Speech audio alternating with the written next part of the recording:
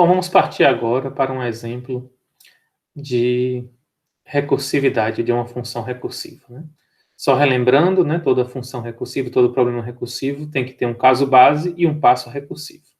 O caso base é o caso simples, que pode ser resolvido diretamente, e o passo recursivo é que você expressa a função em torno dela mesma, né? Geralmente dela mesma, mas num tamanho menor, como um problema menor. Então, vamos dar um exemplo, fatorial de um número, né? Vocês aprenderam na escola fatorial de um número, o professor de vocês de matemática definiu, né? Começando com o fatorial de 1 ou fatorial de 0, né? Que os dois são definidos como 1. E você vai definir o fatorial como o produto fatorial de um número n como o produto de n números. Então, partindo do primeiro, né, do primeiro inteiro positivo, do 1, até o número n. Então, aqui o exemplo do fatorial de 2, né, ele vai ser 2 vezes 1. Né? Fatorial de 3, 3 vezes 2 vezes 1. Então, você vai multiplicando sempre o número n de elementos. 3 elementos, né, que é o fatorial de 3, tem 3 elementos, 3 vezes 2 vezes 1. Eu posso pensar na multiplicação, né, do 1 para o 3, como eu posso pensar na multiplicação do 3 para o 1, né, reduzindo. Aqui eu estou fazendo essa representação em que eu começo do maior até chegar no elemento neutro da multiplicação, que é o 1. Faço a mesma coisa, né, com o fatorial de 4, 4 vezes 3 vezes 2 vezes 1, e o de 5. Isso aqui é apenas para ilustrar a ideia, então, de fatorial, relembrar a ideia de fatorial, né, e permitir a gente entender como é que um fatorial vai ser representado de forma recursiva. Então, vocês estão percebendo aqui, né, olhando simplesmente para os nossos exemplos, que está bem claro que o fatorial de 5 pode ser expresso de alguma forma através do fatorial de 4, porque tem toda aquela parte que se repete, 4 vezes 3 vezes 2 vezes 1, né, que vai ser multiplicado por 5. Então, eu posso definir que o fatorial de 5 é 5 vezes o fatorial de 4. Da mesma forma, o fatorial de 4 tem uma parte que se repete e que é igual ao fatorial de 3. Então, eu posso redefinir o fatorial de 4 como 4 vezes o fatorial de 3. E eu vou fazendo isso sucessivamente até eu chegar num problema bem pequeno. Então, meu fatorial de 3 é 3 vezes o fatorial de 2, o fatorial de 2 é 2 vezes o fatorial de 1, e 1 é o nosso problema pequeno, que a gente sabe que define, né, é definido pelo valor 1. Então, o fatorial de 1 é o nosso caso base, que é o nosso problema mais simples, né? No caso lá do que eu dei o exemplo do exército, ele é o pelotãozinho pequeno, que trabalha junto. E aqui, de uma maneira bem simples, ele é simplesmente o valor 1. E todos os outros, né, vocês reparam, né, que está sendo definido, né, um fatorial de um número n, sempre por n vezes o fatorial do número n menos 1. Ou seja, eu estou definindo o passo recursivo, né, definindo o meu problema em torno dele mesmo, mas sempre reduzindo para poder chegar na direção do caso base.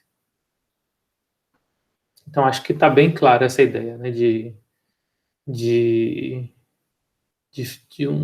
um elemento ser definido em torno de algo vezes ele próprio, né? Ele próprio, mas aplicado a um valor menor. Então, a ideia de uma função recursiva, ela permite que a gente pegue um problema, subdivida esse problema em problemas menores, mais simples, e para resolver esses problemas menores, eu chamo a mesma função que eu estou definindo aqui para resolver o problema maior, só que sempre aplicado para um número menor, né? E, é claro, eu vou dividindo meu problema em problemas menores até eu chegar num problema pequeno o bastante para dizer, não, esse problema é trivial, eu tenho um valor trivial, né, para resolver, como o fatorial de 1 ser 1. É claro que quando a gente fala de recursividade, e eu volto aqui para o exemplo, né, a gente tem que falar de solução do problema, né? Então, antes eu mostrei para vocês o fatorial de 5 sendo definido por 5 vezes o fatorial de 4, o fatorial de 4 ser definido por 4 vezes o fatorial de 3, até chegar ao fatorial de 1, que era 1. Isso permitiu a gente expressar um problema na forma de problemas menores, até chegar no problema pequenininho. Mas quando a gente está resolvendo o problema, a gente tem que pensar também que a gente vai partir do pequenininho, uma vez que encontrou o valor dele, e ir retornando até encontrar os problemas um pouco maiores, até chegar num problema maior. Então, vamos partir então desse ponto, né? Aqui a gente tem aquela definição que eu fiz, né? Onde 5 fatorial de 5 era expresso por 5 vezes o fatorial de 4, e assim sucessivamente, até a gente chegar no fatorial de 1, que era 1. Só que o fatorial de 1 a gente sabe que é 1. Se é 1, então esse valor 1 substitui nessa multiplicação a expressão 1 fatorial. E da mesma forma, a gente sabe agora como essa expressão é 2 vezes 1, né? O resultado dessa expressão aí é 2, a gente sabe então que essa expressão pode substituir o fatorial de 2. Então, o número 2 vezes 1, né? Que deu 2, pode substituir o fatorial de 2. Da mesma forma, eu vou ter 3 vezes o fatorial de 2, que é 2, né? Vai ser 6. Então, esse 6 vai substituir o fatorial de 3. Da mesma forma, o 24 vai substituir o fatorial de 4. E o fatorial de 5, finalmente, que é o problema que nós queremos resolver, vai ser dado por 5 vezes o fatorial de 4, que é 24, e vai dar o valor final que nos interessa, que é 120. Então, o que é que eu quero dizer? Né? Você, quando define um problema recursivo, eu mostrei, né, fazendo a definição, partindo do problema grande até chegar no problema menor, mas é claro, a gente tem que retornar, uma vez que está resolvendo, né, começando do pequenininho até chegar no problema maior.